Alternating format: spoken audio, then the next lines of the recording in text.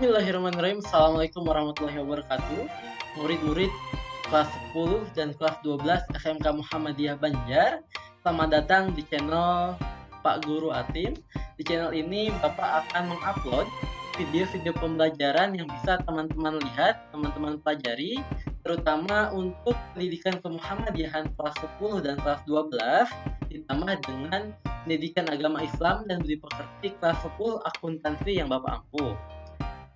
Nah, untuk disclaimer ya, Bapak ngasih beberapa poin. Yang pertama, silahkan kawan-kawan subscribe dulu dan juga bunyikan loncengnya supaya tidak terlewat ya materi-materi yang akan Bapak upload ke depannya, terutama saat pembelajaran masih melalui daring. Yang kedua, silahkan untuk kawan-kawan yang sudah belajar ya di jam Pak Atim untuk memberikan komentar ya. Setelah selesai menonton video pembelajaran, silahkan komentar di kolom komentar. Syaratnya yang pertama, formatnya adalah nama lengkap, lalu kelasnya, ditambah dengan poin kedua adalah kata-kata kalimat yang Pak Atim sampaikan di akhir video. Bakal berbeda tiap video pembelajarannya. Jadi silahkan tonton sampai akhir dan juga pelajari ya, agar kita menjadi kader Muhammadiyah yang sesuai dengan kaidah organisasi.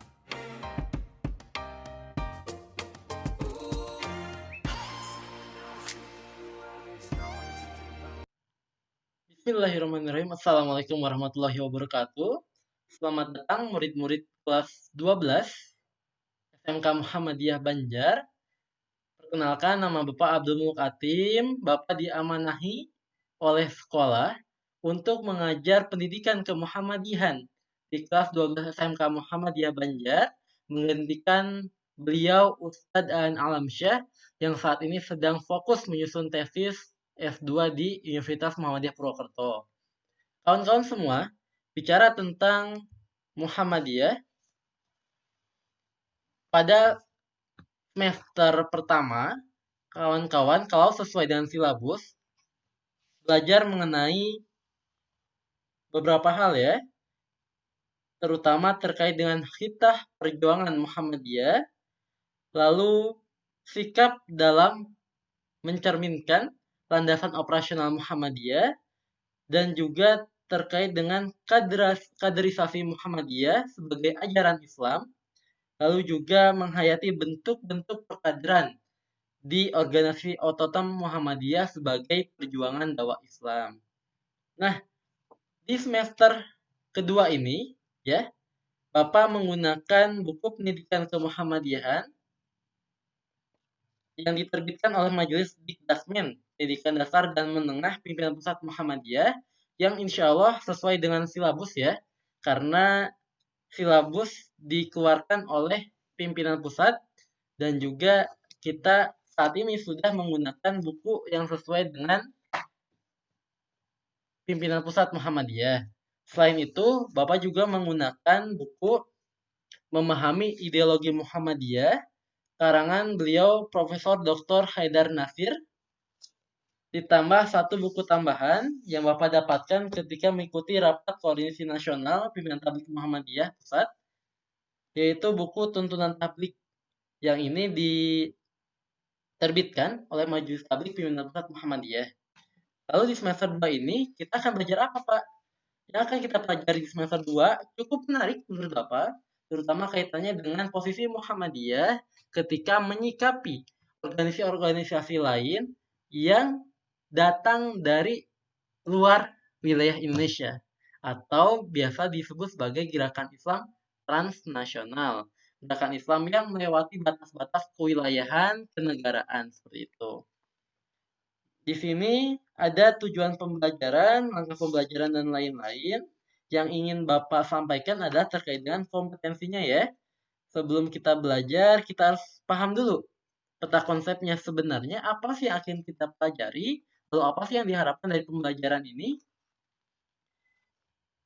Dari kompetensi dasar, di sini ada beberapa poin ya yang harus kawan-kawan pahami terkait dengan posisi Muhammadiyah menyikapi gerakan Islam transnasional. Yang pertama adalah meyakini kebenaran sikap Muhammadiyah terhadap gerakan Islam transnasional. Yang kedua, bersikap teguh pendirian dan toleran terhadap gerakan Islam transnasional. Jadi, selain kita meyakini bahwa Muhammadiyah telah bersikap sesuai dengan kapasitasnya dalam menyikapi gerakan Islam nasional, kita juga bersikap teguh dan juga toleran ya atau tasamuh terhadap gerakan yang dilakukan oleh saudara-saudara kita di organisasi lain. Lalu yang ketiga, kita juga diharuskan memahami respon Muhammadiyah terhadap gerakan Islam transnasional dan yang terakhir adalah menyajikan respon Muhammadiyah terhadap gerakan Islam transnasional. Yang kita pelajari apa, Pak? Yang pertama adalah perkembangan pemikiran Islam transnasional di Indonesia. Yang kedua, sejarah, ciri, dan macam-macam gerakannya. Yang ketiga adalah terakhir, sikap Muhammadiyah terhadap perkembangan pemikiran pendidikan yang khususnya dibawa oleh saudara-saudara kita di organisasi lain tersebut.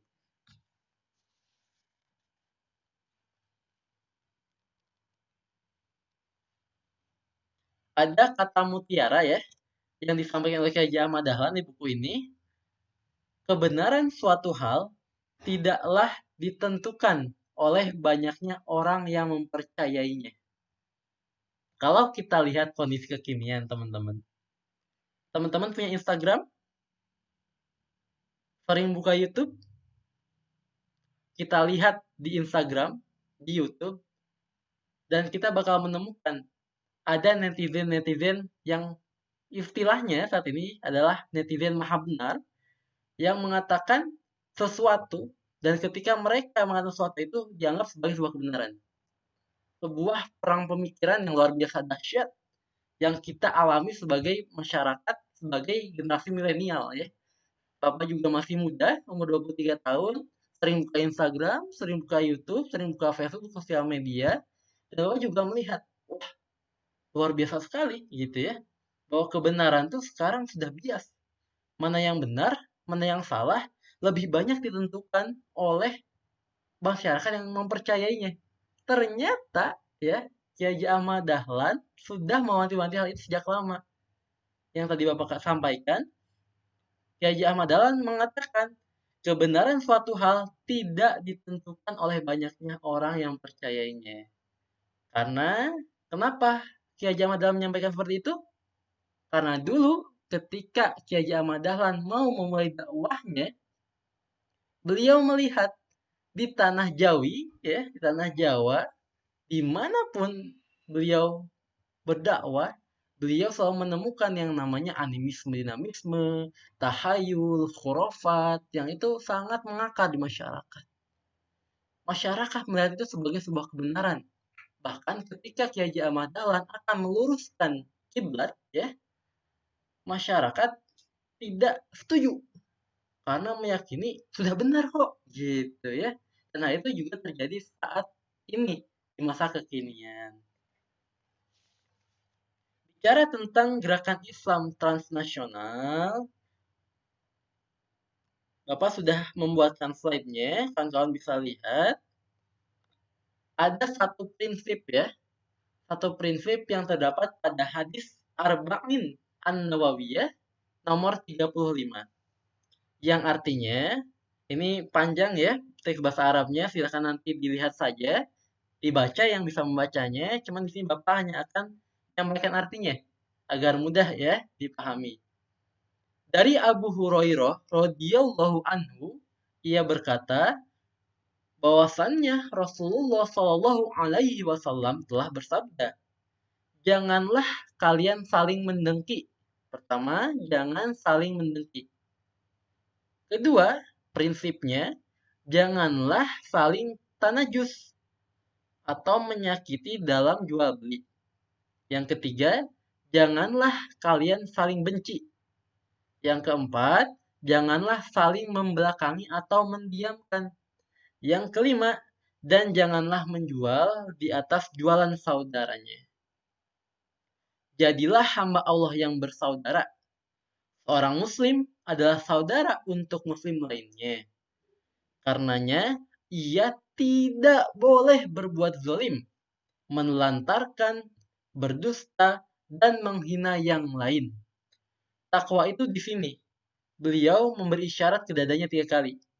Takwa itu di sini. Takwa itu di sini.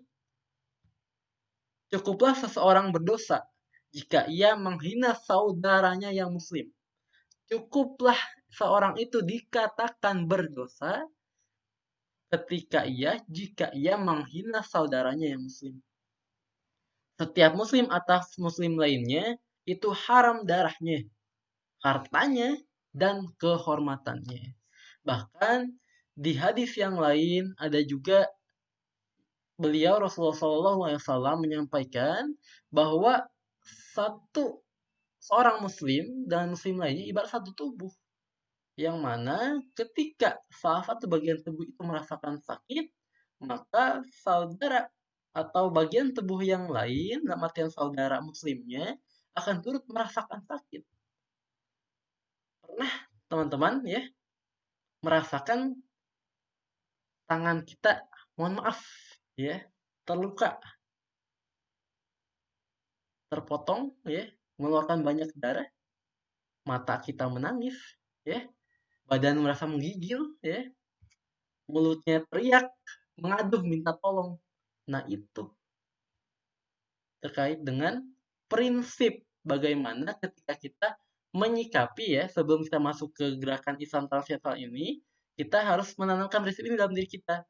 Bahwasannya saudara kita yang mereka membawa gerakan Islam transnasional ini, mereka adalah saudara muslim yang mana tadi dikatakan oleh Rasulullah, jangan sampai di antara sesama muslim itu saling mendengki, saling menyakiti dalam jual beli, jangan saling benci, jangan saling membelakangi, dan jangan menjual di atas jualan saudaranya. Dan ditegaskan, jadilah hamba Allah yang bersaudara. Nah, ini tanamkan dulu ya prinsip ini dalam diri kita masing-masing, sehingga ketika kita menyampaikan nantinya terkait dengan saudara kita, yang muncul adalah perasaan sayang ya. Muncul perasaan empati, simpati, dan juga kita saling menghargai ya di antara gerakan-gerakan tersebut. Nanti juga Bapak akan menyampaikan ya, ada beberapa poin yang sudah disampaikan oleh Profesor Dr. Haidar Nasir terkait dengan saudara-saudara kita ini. Lalu, apa sih gerakan Islam transnasional itu? Di sini ada arti terminologis yang sudah disampaikan oleh Bowen, salah seorang mungkin ilmuwan ya, pada 2011, bahwasanya secara demografis, Islam transnasional ini adalah berarti pergerakan Islam yang berarti sama seperti Muhammadiyah berbentuk semacam organisasi dan penamaan, kaidah, dan juga aturan-aturan yang diberlakukan. Yang kedua, secara kelembagaan, gerakan ini memiliki jaringan internasional, ya. Transnasional itu melewati batas-batas negara, maka secara kelembagaan jaringannya internasional. Di mana-mana ada, ya. Di mana-mana ada. Mau misalkan Muhammadiyah ya, contoh Muhammadiyah juga sudah mulai transnasional ya. Didirikan di Yogyakarta, di Indonesia, tapi sekarang Muhammadiyah juga sudah punya pimpinan cabang istimewa Muhammadiyah di Jepang, Jordan, Saudi Arabia, Malaysia, dan tempat negara-negara lainnya. Bahkan di Australia, Muhammadiyah akan segera mendirikan nama usaha di bidang pendidikan. Nah, hal ini juga berlaku pada gerakan Islam transnasional lain yang bukan Muhammadiyah. Mereka juga bergerak di negara-negara yang melewati batas negara tersebut. Dan apa sih cirinya ya? Ciri dari gerakan Islam transversal ini adalah adanya perpindahan ide ya. Perpindahan ide, penyebaran gagasan-gagasannya baik melalui individu ke individu atau dari individu ke kelompok maupun dari kelompok ke kelompok lainnya. Lalu berikutnya kita akan bicara tentang perkembangan pemikirannya. Asal gerakan, asal gerakan transnasional yang akan kita bahas saat ini adalah gerakan-gerakan Islam transnasional yang berasal dari luar negeri ya. Jadi untuk gerakan Islam transnasional yang berasal dari dalam negeri, dari Indonesia, kita nggak akan bahas ya. Hanya fokus pada yang bergerak dan didirikan dari luar negeri. Di sini Bapak sedikit bacakan ya kalimat pendahuluan di bukunya. Indonesia merupakan negara berpenduduk muslim terbesar di dunia karena mayoritas penduduknya menganut agama Islam. Populasi muslim yang besar ini menjadikan Indonesia sebagai sasaran bagi para aktivis gerakan Islam dari luar negeri untuk mengkampanyekan, untuk menyebarkan, untuk menanamkan gagasan-gagasannya melalui sebuah gerakan di Indonesia. Gerakan Islam yang berasal dari luar negeri inilah yang kemudian dikenal sebagai gerakan Islam transnasional. Nah, tanda kemunculannya apa sih, Pak? Terus kapan mereka muncul? Mulai muncul di Indonesia. Dalam buku dijelaskan bahwa gerakan Islam transnasional di Indonesia ini sesungguhnya sudah muncul sejak awal 1980-an. Dan tanda tanyanya apa? Kemunculannya bisa dikatakan mulai dari 80-an, yaitu munculnya berbagai gerakan ditandai dengan meningkatnya semangat kesantrian di tengah-tengah kehidupan masyarakat. Meningkatnya semangat ini kemudian merambah ke sejumlah sektor kehidupan, seperti kalangan akademisi, kampus, pemerintahan, organisasi kemasyarakatan, bisnis, dan dunia pendidikan. Setelah berakhirnya pemerintahan Orde Baru, berbagai organisasi Islam tumbuh dengan pesat dan mencengangkan. Dalam artian, tumbuhnya itu secara cepat, ya, dan banyak orang-orang yang akhirnya ikut ya bersama-sama dengan gerakan-gerakan Islam tersebut. Organisasi tersebut dikenal sebagai gerakan Islam baru atau New Islamic Movement. Selanjutnya, persebaran pemikiran. Sebenarnya dari mana sih ya kebanyakan dari pemikiran organisasi Islam transnasional ini? Oh, ternyata kalau kita runut dan juga menyesuaikan ya dari bahan bacaan, ternyata untuk pola-polanya lebih banyak ya muncul dari alumni-alumni Timur Tengah yang mereka belajar di sana dan juga punya semangat ya, gagasan-gagasan yang mereka bawa. Nah, alumni Timur Tengah ini kita akan bahas ya, terutama dari 3 gerakan Islam transnasional. Yang pertama adalah dari gerakan Tarbiyah Ikhwanul Muslimin, kedua Hizbut Tahrir yang di Indonesia ini kita kenal dengan Hizbut Tahrir Indonesia. Lalu yang ketiga adalah JT, Jamaah Tabligh ya.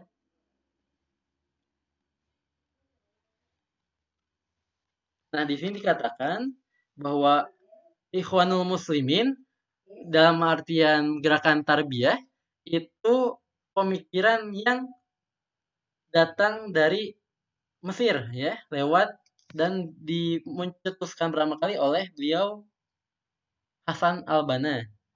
Lalu Hizbut Tahrir Indonesia merupakan cabang dari Hizbut Tahrir Internasional yang berpusat di Yordania dengan tokohnya yaitu Syekh Taqiyuddin An-Nabhani. Lalu yang terakhir adalah Jamaah Tabligh yang banyak para aktivisnya berjejaring dengan gerakan di Timur Tengah, khususnya Arab Saudi dan Kuwait. Nah, persebaran pemikiran keislaman Timur Tengah di Indonesia ini itu dikatakan tadi mulai muncul banyak sekitar tahun 80-an ya dengan eh, pembawanya atau orang-orang yang beraktivitas di dalamnya itu kebanyakan adalah alumni pendidikan Timur Tengah dan membawa keilmuannya, gagasan tersebut ke Indonesia. Gerakan Tarbiyah misalnya berangkat dari peran para alumni Timur Tengah dalam membawa pemikiran Ikhwanul Muslimin yang secara lebih utuh masuk terutama ke dalam kancah gerakan dakwah kampus. Kemunculan lembaga dakwah kampus di sejumlah perguruan tinggi ini sebagian kalangan ya, bukan berarti semuanya, sebagian kalangan mensinyalir sebagai bentuk keberhasilan saudara-saudara kita di Ikhwanul Muslimin dalam mengembangkan pemikirannya.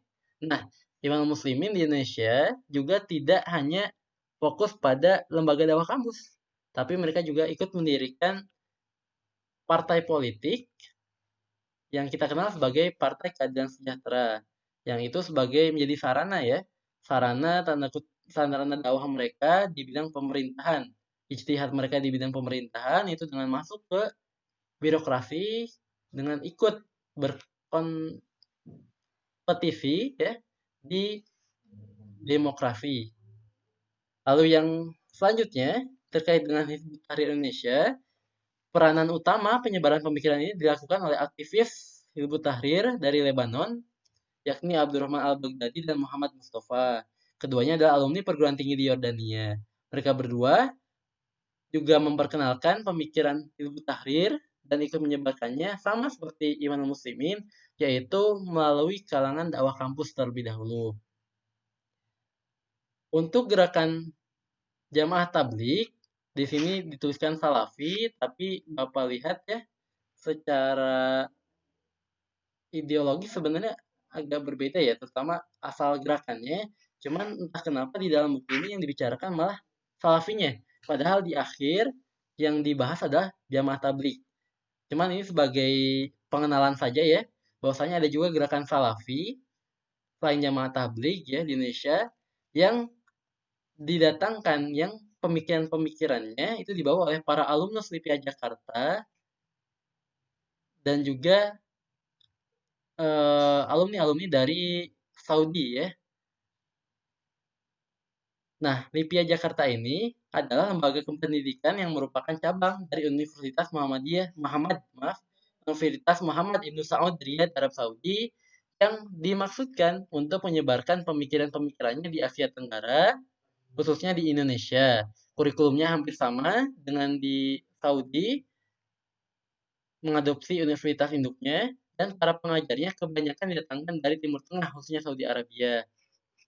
Selain melalui alumni-alumni pendidikan resmi, pendidikan tinggi di asalnya, di Mesir, Yordania, di Saudi Arabia,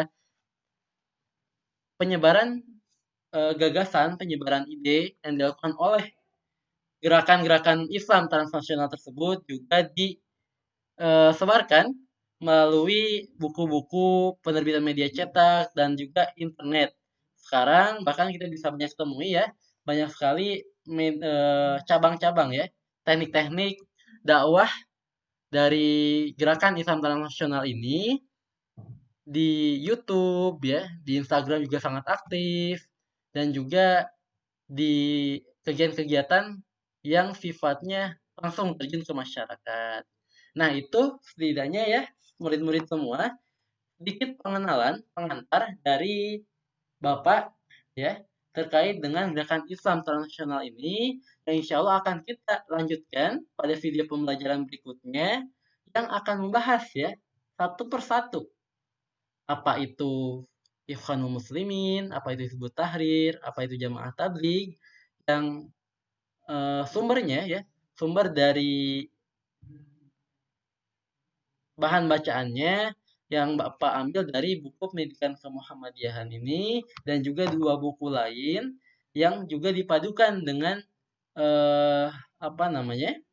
Dengan kalimat-kalimat ya yang sudah disampaikan oleh Prof. Haidar Nasir, terutama dalam menyikapi gerakan Islam transnasional ini di dalam organisasi Muhammadiyah.